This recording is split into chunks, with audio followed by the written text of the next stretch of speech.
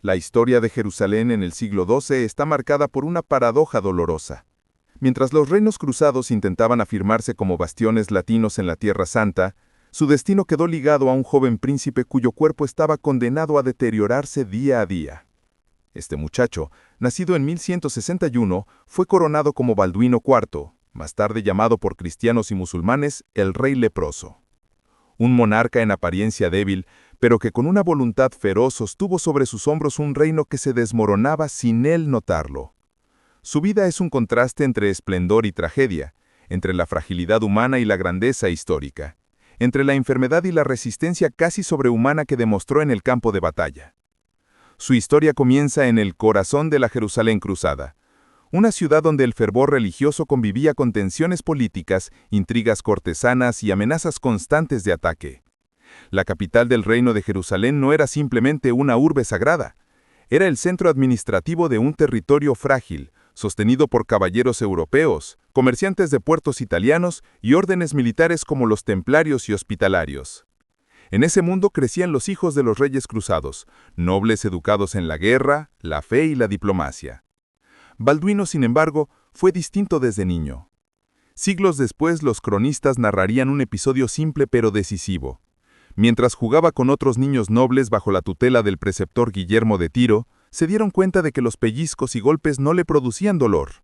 Lo que al principio parecía torpeza infantil pronto despertó temor. Años después, Guillermo escribiría: «Percibí que aquella insensibilidad no era natural y que escondía una terrible aflicción». Era el preludio de una enfermedad temida en todos los rincones medievales, la lepra. La lepra no solo era una enfermedad, sino un estigma social. Convertía a sus víctimas en parias que debían vivir apartados, cubiertos con campanas y túnicas desgastadas, anunciando su presencia para no ser tocados. En Europa muchos eran expulsados de sus comunidades. En Tierra Santa, donde la enfermedad era más conocida, la situación era algo menos extrema, pero igualmente aterradora. Para un príncipe heredero, el diagnóstico era devastador. Su vida estaba destinada a la reclusión y el olvido. Sin embargo, su padre, Amalirico I, no lo apartó. En cambio, lo preparó para gobernar, consciente de que, aunque su cuerpo estaba condenado, su mente era brillante. Cuando Amalirico murió en 1174, el joven Balduino ascendió al trono con apenas 13 años. Y aunque los nobles discutieron si un rey enfermo era adecuado para dirigir un reino amenazado por potencias islámicas, la situación no les dejó otra opción. El trono era suyo por derecho. Así, Jerusalén obtuvo un rey adolescente cuyo destino estaba sellado por una enfermedad incurable, pero cuyo espíritu superaba la propia lógica de su tiempo. Durante sus primeros años de reinado, el gobierno quedó a cargo de regentes y consejeros, pero pronto Balduino comenzó a tomar las riendas. A pesar de que la lepra avanzaba, con manchas blancas extendiéndose por su piel y la pérdida progresiva de sensibilidad en manos y pies, su determinación no hizo más que fortalecerse. Para muchos él representaba un símbolo religioso, un rey marcado por el sufrimiento, casi un reflejo viviente del sacrificio cristiano. Mientras tanto, al otro lado del desierto, en Egipto y Siria, surgía la figura que cambiaría el destino de Oriente Próximo, Salah ad-Din, conocido en Occidente como Saladino. Era un líder musulmán carismático y estratega excepcional. Tras unificar varios territorios bajo su mando, su gran objetivo era retomar Jerusalén para el Islam. Sabía que el reino latino era fuerte militarmente, pero vulnerable políticamente. Una sucesión inestable y una aristocracia dividida eran terreno fértil para su avance. Cuando Balduino IV tomó el control formal del gobierno, Saladino ya había comenzado a tantear sus defensas. Para el joven rey, combatir no solo era un deber, se convirtió en su manera de demostrar que la lepra no lo definía. De hecho, su primer gran enfrentamiento militar llegaría solo un año después de asumir el poder, en 1177, en la famosa batalla de Monguizar. Aquel día marcaría para siempre la historia medieval. Saladino invadió el sur del reino con un ejército muy superior al de Jerusalén. Balduino, debilitado y casi incapaz de manejar una espada sin ayuda, reunió aproximadamente 500 caballeros y algunas tropas adicionales. La lluvia y el mal clima retrasaron sus movimientos, pero el joven rey insistió en enfrentar al enemigo. Según las crónicas, fue llevado casi atado a su caballo, incapaz de guiar las riendas por sí mismo, pero su presencia, un rey enfermo que no se escondía, inflamó a sus soldados. Monguizard fue un triunfo imposible. Las fuerzas cristianas cargaron con furia, sorprendiendo a Saladino, que no esperaba resistencia. La derrota musulmana fue tan severa que el propio Saladino escapó apenas con vida. Balduino, apenas adolescente, se convirtió en héroe legendario. La noticia cruzó mares y fronteras. En Europa se hablaba del Niño Santo, del rey que desafió su propia muerte. Jerusalén recuperó esperanza. Pero la enfermedad seguía avanzando. Los médicos de la corte intentaban frenar su progreso con métodos medievales. Baños de hierbas, ungüentos de miel, vino caliente sobre la piel. Nada funcionaba. Balduino comenzó a perder vista. Los dedos se le entumecían hasta deformarse. Las piernas ya no respondían igual. Aún así, seguía gobernando, y cuando era necesario, montaba a caballo para mostrarse en público. Los nobles lo respetaban, aunque su enfermedad también alimentaba la ambición de varios de ellos que soñaban con el trono o con casarse con su hermana Sibila para asegurar la sucesión. El reino entero estaba en constante tensión. La amenaza musulmana, las intrigas internas, los matrimonios políticos fallidos, los templarios disputando autoridad con los nobles laicos. Balduino debía luchar en dos frentes, el exterior y el interior.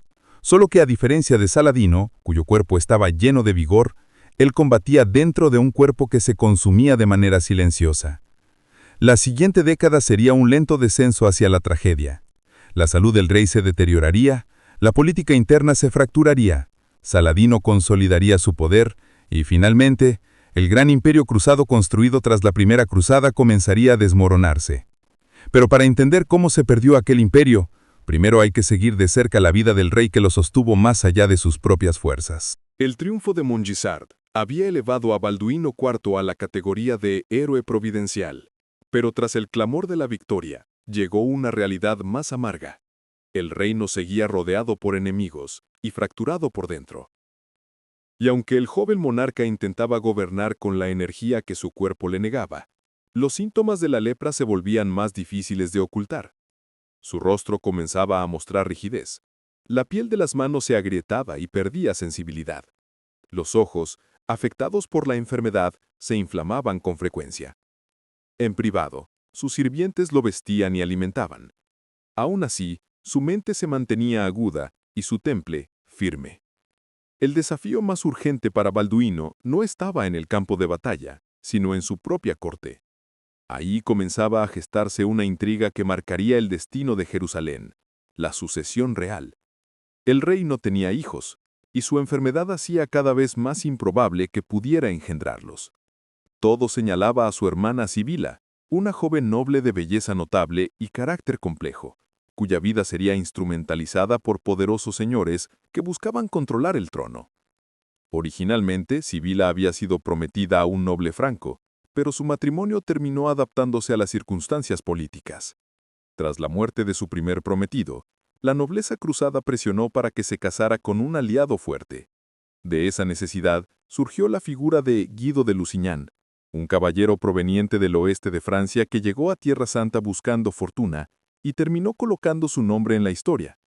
Guido era ambicioso, pero carecía de la experiencia política y militar necesaria para manejar un reino en constante peligro. El rey lo toleró al principio, aceptando que un noble con tierras y energías podía ser útil, pero pronto comprendió que Guido no tenía la talla para gobernar. El rey necesitaba un sucesor sólido, un líder capaz de mantener la cohesión del reino. Y, para su desgracia, Guido no lo era. La relación entre ambos se deterioró. Balduino, debilitado pero aún soberano, buscaba contenerlo. Al mismo tiempo intentaba fortalecer instituciones estatales y reafirmar la autoridad real sobre los nobles más díscolos. Esta tensión política crecía, mientras Saladino avanzaba en su propio proyecto imperial. Al norte, en Siria, Saladino completaba la unificación de los territorios musulmanes. Había integrado Damasco, Alepo y Mosul bajo su autoridad o bajo juramento de alianza. Cada año, su ejército se hacía más grande, mejor entrenado y más disciplinado. El rey leproso entendió que cada triunfo de Saladino reducía las posibilidades del reino latino de sobrevivir otra generación. Jerusalén no podía perder tiempo en disputas internas. En 1182, Balduino decidió volver a dirigir tropas pese a su estado. Ya había perdido parcialmente la vista, y necesitaba ser guiado por un caballero de confianza. Su cuerpo estaba tan viejo que no podía sostener un escudo, y aún así se presentaba en la línea de batalla para mantener la moral. No era un gesto simbólico, era necesidad. Su mera presencia contenía la desmoralización de sus hombres. Ese mismo año, Saladino invadió Galilea. Ahí ocurrió una de las últimas demostraciones de grandeza militar de Balduino IV. Una maniobra defensiva en la que obligó a Saladino a retirarse sin victoria, pese a que el ejército musulmán era más numeroso. Los cronistas narran que el rey, en un palanquín montado sobre un caballo, observaba los movimientos del enemigo y daba órdenes precisas. Sus hombres lo rodeaban con reverencia. Sabían que cada día podía ser el último en el que lo vieran consciente. Pero la gloria militar no podía tapar el desastre político interno. Guido de Lusignan había logrado ganarse a ciertos nobles influyentes, en parte gracias al apoyo de Sibila, que defendía con vehemencia a su esposo. Balduino, desesperado por mantener el reino unido, intentó desplazar a Guido nombrando como su heredero al hijo de Sibila de un matrimonio anterior, Balduino V, su pequeño sobrino. El niño fue coronado correy bajo supervisión de nobles y representantes europeos, en un intento por impedir que Guido ascendiera. Fue un intento tardío. A medida que la enfermedad avanzaba, los días de Balduino se volvían más oscuros. Sus manos ya no podían mover los dedos, su rostro estaba endurecido. Las vendas cubrían heridas que el rey prefería no mostrar. Solo unos pocos sirvientes fieles lo asistían, sabiendo que la lepra podía contagiarse por contacto íntimo y prolongado.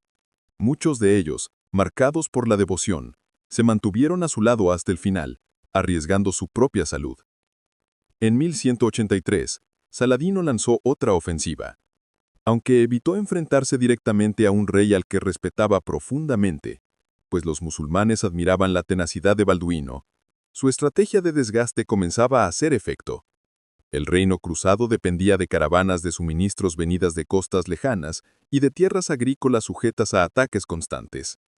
Saladino atacaba en oleadas, incendiando campos, capturando fortalezas aisladas, estrangulando lentamente la economía cristiana. Cuando Balduino se enteró de que Guido de Lusignan había demostrado incompetencia en la gestión militar y había permitido errores que debilitaban al ejército, tomó una decisión extrema. Lo despojó del cargo de regente y comandante. Era su último acto de autoridad. El rey, cegado prácticamente por la enfermedad, tuvo que ser guiado para firmar documentos oficiales, pero su voluntad seguía intacta. No permitiría que Jerusalén cayera en manos de un líder inexperto antes de su muerte. Entretanto, la corte se llenaba de rumores. Algunos creían que el reino colapsaría en cuanto el rey muriera, otros que la ciudad santa sería entregada a Saladino. Otros aún más radicales pensaban que era mejor buscar un acuerdo con el enemigo antes que ver el reino destruido. Ese clima de desconfianza alimentaba la ambición de ciertos nobles que buscaban manipular la sucesión en su favor. A finales de 1183, Balduino apenas podía caminar. Sus pies estaban deformados, sus piernas débiles, su piel cubierta de llagas sin sensibilidad. Y aún así, pese a su tragedia personal, continuaba gobernando, recibiendo embajadores, leyendo informes tácticos y negociando con Europa el envío de refuerzos. Sus esfuerzos, sin embargo, chocaban con la realidad. Europa estaba exhausta, dividida y poco dispuesta a enviar nuevas cruzadas de inmediato. Jerusalén tendría que resistir sola. A principios de 1184, la salud del rey se desplomó de manera definitiva. Sus consejeros lo instalaban en camas especiales donde pudiera respirar mejor y limitar el contacto de las heridas con la ropa. Su voz se debilitaba, pero su mente seguía intentando organizar el reino. Comprendía que su muerte sería el inicio de un caos político. Comprendía que Saladino, paciente y calculador, esperaba ese momento para lanzar el golpe final. Ese mismo año, en una de las últimas escenas de su vida pública, Balduino fue llevado a caballo hasta las murallas de Jerusalén para inspeccionar la ciudad. Envuelto en vendas y con el rostro casi irreconocible, el rey contempló la urbe que había jurado proteger. Los ciudadanos se arrodillaban al verlo pasar. No lo veían como un enfermo, sino como un mártir viviente, un monarca que sacrificaba su vida por ellos. Era un símbolo, y los símbolos en tiempos de guerra valen más que los ejércitos.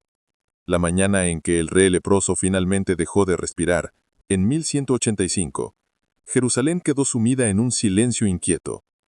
Uno de los monarcas más extraordinarios de la Edad Media había muerto. Pero lo que siguió, la disputa por el trono, la ineptitud de sus sucesores y el avance definitivo de Saladino, abriría la puerta al desastre que Balduino había intentado evitar toda su vida. La caída del Imperio Cruzado era inminente, y con ella, la pérdida de Jerusalén. La muerte de Balduino IV en 1185 dejó un vacío que ninguna figura política de la región podía llenar. Su reinado, sostenido sobre un cuerpo debilitado, había mantenido unida una coalición frágil de nobles, órdenes religiosas y ciudades portuarias. Su diplomacia había contenido el avance musulmán durante años. Su sola presencia había evitado guerras civiles internas. Pero ahora, sin su figura carismática, sin su prestigio militar y sin su voluntad férrea, el reino de Jerusalén quedó expuesto, como una fortaleza sin cimientos. En teoría, la sucesión estaba asegurada. Balduino había arreglado que su sobrino, Balduino V, un niño frágil de apenas 8 años, lo sucediera bajo la tutela de un consejo de nobles y representantes europeos. Esta decisión había sido un intento desesperado por evitar que Guido de Lusignan obtuviera el poder. Pero la realidad fue cruel. El pequeño rey estaba aquejado por enfermedades desde su nacimiento. Muchos sospechaban que no viviría mucho, y los señores que debían protegerlo estaban más interesados en sus propios beneficios que en la estabilidad del reino. Durante aquel breve reinado infantil, Saladino mantuvo una actitud sorprendentemente prudente. Había jurado respetar una tregua firmada con Balduino IV y aunque la muerte del rey ofrecía una oportunidad tentadora, el líder musulmán prefería evitar la impresión de romper un tratado con un niño. Además, sabía que cuanto más tiempo pasara, más se fracturaría el reino sin necesidad de intervenir. Era la guerra más sutil, la guerra del desgaste político. La tregua, sin embargo, no duró tanto como Saladino esperaba. En 1186, tras un viaje al norte para ser reconocido en otras ciudades, el joven Balduino V murió repentinamente. Las crónicas medievales debaten si fue enfermedad natural, un debilitamiento progresivo o incluso envenenamiento. Lo cierto es que su cadáver fue trasladado a Jerusalén y con él llegó el caos. La muerte del niño rey dejó abierta la puerta para el tormento perfecto. Por un lado estaba la facción de los nobles que querían un rey fuerte y experimentado, capaz de enfrentar a Saladino. Por otro, la facción liderada por Sibila, hermana de Balduino IV, apoyada fervientemente por su esposo Guido de Lusignan, que ambicionaba el trono desde hacía años. La coronación se convirtió en un teatro de intrigas. Las facciones discutieron durante días en la iglesia del Santo Sepulcro, entre gritos, acusaciones de traición y amenazas de guerra civil.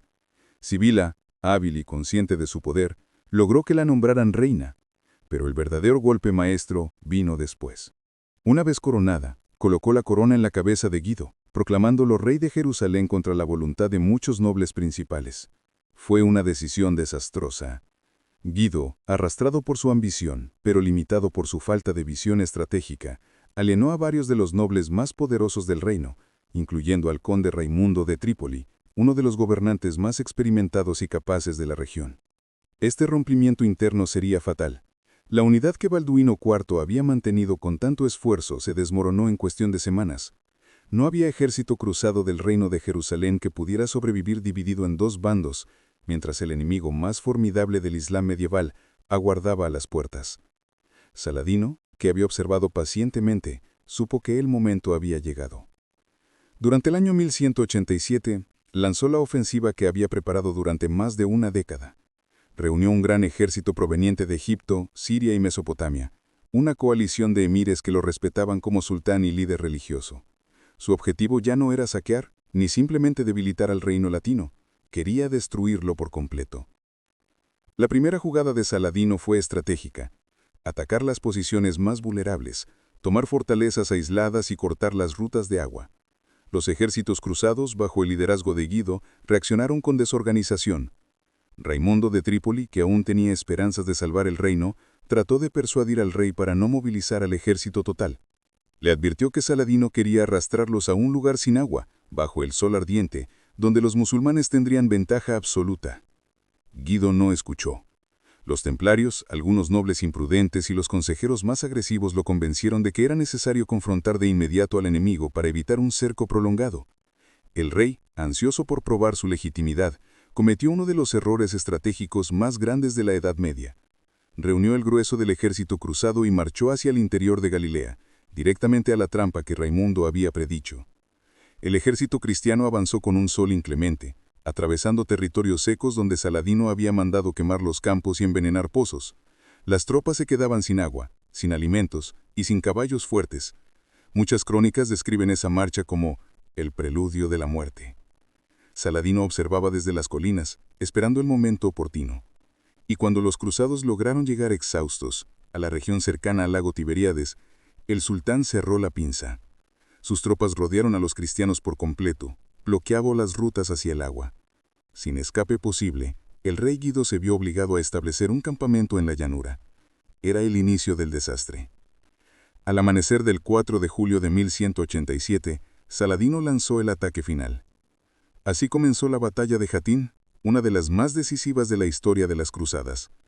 Los cruzados debilitados, deshidratados y desorientados por el humo de los incendios que Saladino ordenó encender para sofocar el aire, luchaban con desesperación. Los musulmanes, mejor posicionados, con caballería móvil y más hidratados, atacaban en oleadas que rompían las filas cristianas una y otra vez. En el centro del campo los templarios intentaron una última carga para romper el cerco, pero fueron masacrados. En medio del caos, Guido de Lusignan intentó reunir a sus hombres alrededor de la reliquia más sagrada del reino, la Vera Cruz, supuestamente la cruz en la que murió Cristo. Los musulmanes, sin embargo, la capturaron, causando un golpe moral devastador. La reliquia desapareció para siempre. La derrota fue total. Guido fue capturado vivo. Reynald de Chatillon, uno de los más odiados por Saladino por sus ataques a peregrinos musulmanes, fue ejecutado ahí mismo. La mayoría de los templarios y hospitalarios prisioneros fueron decapitados. Muchos caballeros fueron encadenados y marcharon hacia Damasco o el Cairo como esclavos. El ejército cruzado del reino de Jerusalén había dejado de existir. Tras la victoria, Saladino avanzó sin resistencia seria por toda Palestina. Tomó Acre, Nablus, Jaffa, Tiberíades, Gaza y prácticamente todas las fortalezas importantes. Las ciudades abrían sus puertas para evitar masacres. Los habitantes sabían que no había nadie que pudiera protegerlos. Y Jerusalén, la joya del reino, ahora estaba completamente sola. Y en ella no estaba Guido, ni ningún general experimentado. Solo quedaba una mujer. ¿Isabel de Jerusalén? No. ¿Sibila? Tampoco. Quien tomó la responsabilidad inesperada de defender la ciudad fue una figura sorprendente. Balián de Ibelin, un noble que no tenía intención de combatir, pero que fue empujado por las circunstancias a convertirse en el último bastión del reino latino. El último capítulo del Imperio Cruzado estaba por comenzar. La defensa desesperada de Jerusalén ante el ejército más grande que Saladino había reunido jamás. Tras la aplastante derrota de Jatín, las noticias llegaron a Jerusalén como un viento negro. La ciudad santa había sido el corazón de un reino que Balduino IV sostuvo más allá de las fuerzas humanas, pero ahora se encontraba completamente indefensa. El ejército cruzado prácticamente había desaparecido. La Vera Cruz, símbolo espiritual y político de la monarquía, se había perdido. Los nobles principales estaban muertos o capturados. El rey Guido, incompetente pero coronado, estaba en manos de Saladino. La reina Sibila vagaba sin poder alguno. Y mientras tanto, desde el norte, desde el centro mismo de Galilea, avanzaba un ejército tan vasto que los habitantes de Jerusalén pensaban que era una sombra en movimiento. Balián de Ibelin, el último defensor. En ese momento crítico, entró en escena uno de los personajes más insospechados de la época, Balián de Ibelin, señor de Rambla y Nablus, perteneciente a una familia noble que había sido cercana a Balduino IV. Balián había sobrevivido a la caída de muchas ciudades, pero su intención no era combatir. De hecho, había recibido permiso de Saladino para viajar a Jerusalén, únicamente para rescatar a su esposa e hijos que se encontraban atrapados allí. El permiso incluía una condición clara: no tomar las armas mientras estuviera en la ciudad santa. Saladino confiaba en él, pues los Ibelín siempre habían respetado las treguas. Pero cuando Balián llegó a Jerusalén, encontró un panorama desolador. Miles de refugiados abarrotaban las calles. No quedaban más de unos pocos caballeros entrenados. Los ciudadanos lloraban en cada esquina. Muchos sabían que Saladino estaba a solo días de distancia. El patriarca y los pocos nobles restantes suplicaron a Balián que se quedara y dirigiera la defensa. Si él no lo hacía, nadie más tenía la experiencia o autoridad suficiente. Balián dudó. Romper su juramento lo convertiría en perjuro ante Saladino. Podía perderlo todo. Pero mientras veía niños huérfanos, mujeres llorando, ancianos que no podían huir, comprendió lo que debía hacer. Esa noche envió un mensaje al campamento de Saladino. Pidió ser liberado de su juramento de no combatir. La respuesta del sultán sorprendió incluso a sus propios consejeros. «Te libero porque sé que actuarás como un hombre de honor». Saladino respetaba a Balián. Había sido un adversario justo, y en aquel momento ambos sabían que la batalla que se avecinaba no era entre individuos, sino entre mundos enteros. La preparación de una ciudad sin esperanza. Jerusalén contaba con unos 14.000 habitantes, pero solo con un puñado de caballeros capaces de luchar. Para defender adecuadamente las murallas se requerían al menos 3.000 soldados entrenados. A Balián le quedaban menos de 100. Entonces tomó una decisión extraordinaria: armar a la población entera. Los herreros trabajaron sin descanso, sacando metal de campanas, rejas, herramientas y utensilios domésticos. Se forjaron espadas toscas, lanzas rudimentarias y escudos de madera reforzado con clavos. Pero aún así no alcanzaba. Balián pidió al patriarca permiso para realizar algo que la iglesia solo autorizaba en situaciones extremas: armar caballeros entre la plebe, aún entre hombres de baja condición. En una ceremonia improvisada, en la iglesia del Santo Sepulcro, decenas de jóvenes fueron nombrados caballeros de Jerusalén. Muchos no tenían experiencia real, pero llevaron la espada como si fuera la última esperanza de su pueblo. La moral era alta, pero el miedo también. Las murallas estaban desgastadas, los depósitos de agua eran insuficientes, el ejército enemigo crecía cada día más. Los exploradores traían noticias de que Saladino había reunido catapultas enormes, máquinas de asedio y decenas de miles de soldados. Balián sabía la verdad. No podían ganar, pero sí podían resistir. El asedio de Jerusalén, 1187. En septiembre de 1187, Saladino llegó ante las murallas. Allí desplegó un ejército monumental que rodeó la ciudad por completo. Las banderas verdes del Islam ondeaban cerca de los puntos más altos y los habitantes comprendieron que no había escape hacia ningún lado. Saladino, a pesar de su fama de caballeroso, sabía que debía ofrecer una oportunidad. Llamó a Balián y le propuso una rendición pacífica: entregar la ciudad a cambio de permitir que sus habitantes vivieran y fueran liberados a cambio de rescates moderados. Balián, sin embargo, no tenía autoridad para rendir la ciudad sin condiciones, y la población exigía resistir. Jerusalén era la ciudad santa del cristianismo. Rendirla sin luchar era inconcebible para la mayoría. Así comenzó el asedio. El primer ataque se centró en las murallas del norte, donde las defensas eran más débiles. Las catapultas musulmanas lanzaban piedras enormes que desencajaban torres y muros. Los defensores respondían con sus propias máquinas, aunque eran más pequeñas y menos eficaces. Durante días, las calles de Jerusalén temblaron bajo el estruendo del asedio. La población se turnaba día y noche, llevando agua, reparando grietas en los muros y apagando incendios provocados por proyectiles incendiarios. El aire se llenaba de polvo, humo y oración. A pesar de la resistencia, Saladino logró abrir brechas. Sus ingenieros construyeron torres de asedio más altas que las murallas. Los defensores sabían que cuando los enemigos entraran, el resultado sería masacre. La negociación final. Cuando la situación se volvió desesperada, Balián pidió una reunión con Saladino. Quería evitar una carnicería. Durante el encuentro, el noble franco mostró una mezcla de firmeza y sinceridad. «Si tomas la ciudad por la fuerza», le advirtió, «matarán a todos los musulmanes que están aquí prisioneros, destruirán los lugares sagrados y combatirán hasta el final. Tendrás que entrar sobre montones de cadáveres». Saladino entendió la amenaza. No era fanfarronería. Si Jerusalén caía por asalto, el pueblo respondería con furia y desesperación. y el sultán sabía que conquistar la ciudad santa con ríos de sangre podía costarle la legitimidad que había construido. Finalmente, decidieron negociar. Saladino permitió la rendición de Jerusalén a cambio de un rescate para cada habitante. Quien pudiera pagar 10 dinares sería liberado. Los que no pudieran pagar debían confiar en la misericordia del sultán. Contra toda expectativa, Saladín ofreció liberar a miles de pobres sin exigir rescate alguno. La ciudad se rindió sin masacre. El final del reino. El 2 de octubre de 1187, Jerusalén cayó. Exactamente 88 años de haber sido conquistada por los cruzados en la primera cruzada.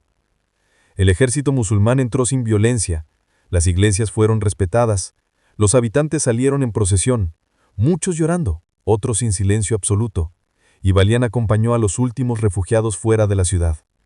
Mientras descendían por el valle hacia los campamentos musulmanes, muchos miraban hacia atrás, veían la silueta dorada de la ciudad que había sido su hogar, su orgullo y su símbolo, el mismo símbolo que Balduino IV, el rey leproso, había defendido por años a pesar de su cuerpo desgarrado. Con la caída de Jerusalén, el reino cruzado prácticamente desapareció. Solo unos pocos enclaves costeros permanecieron en manos cristianas. Todo aquello que Balduino IV había intentado sostener, a pesar del dolor y de la enfermedad, había caído bajo el peso del destino y de los errores de quienes vinieron después de él. Pero la historia aún no había terminado. La caída de Jerusalén provocó una ola de furia y tristeza en toda Europa. Reyes, nobles, clérigos y campesinos se preparaban para una respuesta que cambiaría nuevamente la geopolítica del Mediterráneo. La Tercera Cruzada, y con ella la figura de un rey tan controvertido como legendario. El reino latino de Jerusalén, esa construcción política improbable sostenida por cruzados, peregrinos, caballeros occidentales y cristianos orientales, comenzó a fracturarse desde adentro en los años finales del gobierno de Balduino IV. La enfermedad del joven rey avanzaba con una rapidez cruel. Cada estación traía nuevas llagas, nuevas pérdidas de sensibilidad, nuevas limitaciones físicas.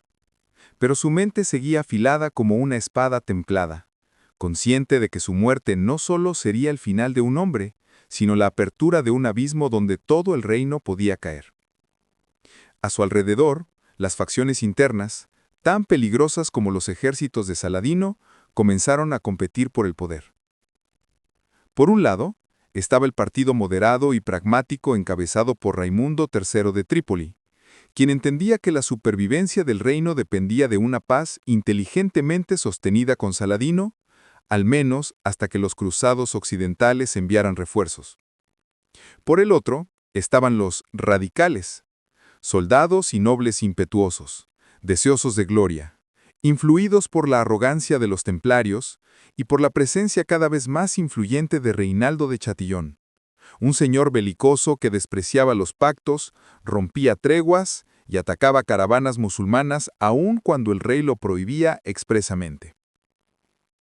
Balduino, apenas un muchacho, tenía que presidir juicios, corregir desórdenes, castigar excesos y mantener unido un reino cuyas costuras estaban a punto de reventar. A pesar de la enfermedad, seguía montando a caballo, aunque debía usar correas especiales para no caer, y su rostro debía cubrirse con velos porque el sol le irritaba las llagas abiertas. Lo sabía. Los relatos cuentan que cuando el rey aparecía en alguna peregrinación o procesión, la multitud se arrodillaba no solo por respeto, sino por compasión.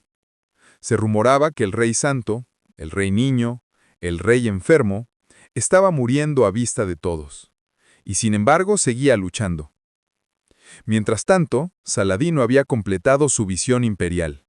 Unificado Egipto, Siria, Mesopotamia y parte del Kurdistán bajo su estandarte, se encontraba en posición de encerrar Jerusalén como un puño estrecha una flor.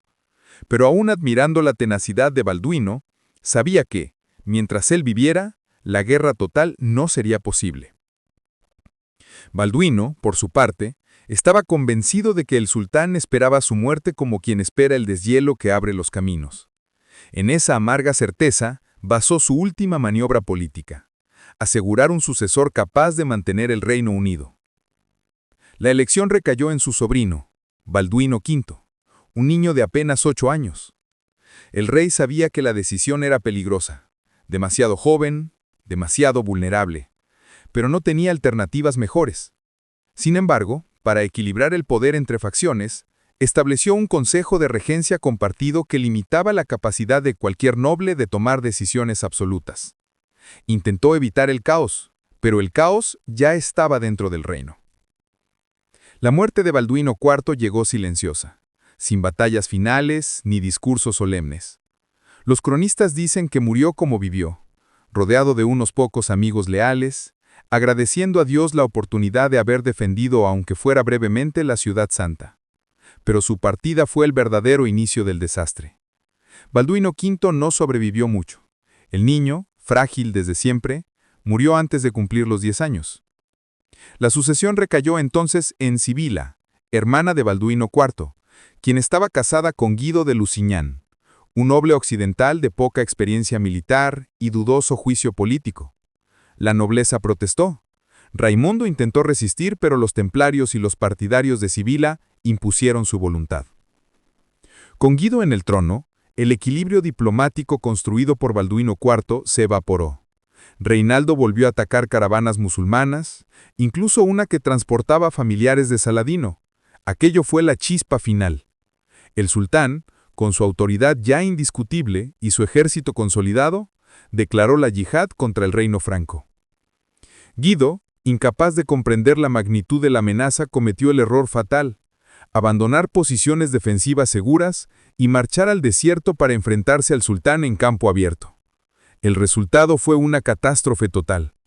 La batalla de los Cuernos de Jatín, donde el ejército cruzado fue rodeado, atrapado, deshidratado y exterminado casi por completo. Ahí, en ese desierto ardiente, murió el legado militar de Balduino IV. Guido fue capturado.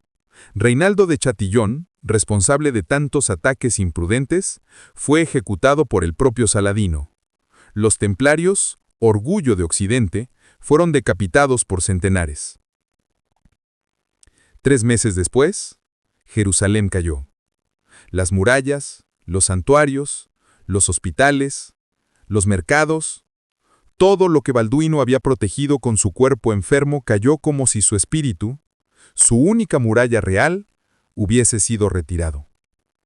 Y el reino franco, que durante casi un siglo había sobrevivido como una isla occidental en medio del Oriente, comenzó a desmoronarse en cuestión de semanas. Los habitantes de la ciudad santa, aterrados, esperaban una masacre, pero Saladino, sorprendentemente, actuó con moderación. Permitió que miles de cristianos salieran pagando rescates razonables, respetó los templos y evitó derramamientos innecesarios. Así, paradójicamente, el enemigo del reino fue más compasivo en la victoria que muchos de los propios líderes del reino en su tiempo de prosperidad. Y mientras la historia avanzaba, el nombre de Balduino IV comenzó a transformarse en leyenda. Los cronistas musulmanes lo recordaban como un enemigo valiente y honorable. Los cristianos lo veneraban casi como un mártir que, aun siendo devorado por la lepra, había logrado frenar la expansión de Saladino durante más de una década. La posteridad lo bautizó con un título que nunca pidió, pero que todos coincidieron en atribuírselo: el rey leproso. Su reino, ese imperio frágil y aislado, sostenido por la fe y la espada, se perdió. Pero su memoria, esa sí sobrevivió. Sobrevivió en las crónicas, en las leyendas templarias, en los relatos árabes, en las historias contadas por peregrinos y en la certeza de que, sin él, Jerusalén habría caído mucho antes. Fue un rey sin cuerpo, pero con un espíritu tan fuerte que sostuvo un reino entero.